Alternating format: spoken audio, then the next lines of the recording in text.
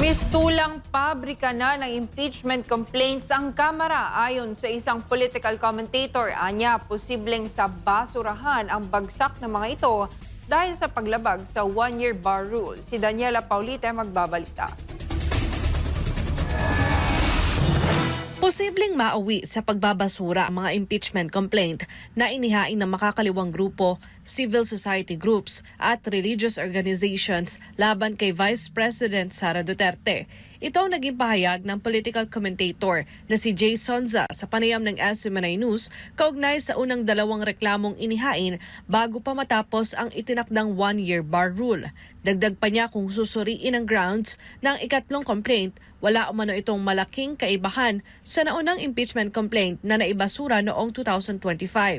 Patuloy na ibinabato laban kay VP Sara ang umano'y maling paggamit ng confidential funds ng Office of the Vice President at noong siya ay nagsilbing kalihim ng Department of Education. Unang tingin natin dyan, sa basurahan ang pupulutin yan. Kasi malinaw na malinaw yung pagkakasabi ng Supreme Court, not once but twice, doon sa desisyon nila at doon sa desisyon sa motion for reconsideration na dalawang beses sinulit doon. Sa 6 ng Pebrero, saka lamang pwedeng magsampa ng panibagong article of impeachment. Kung tatanggapin nila yung dalawa, mate-technical yun, sa madaling salita, hindi naman pwedeng maraming beses dahil meron tayong isa lang ang pwedeng impeachment. So madaling salita, parang sa basura din pupulutin yung pangatlo.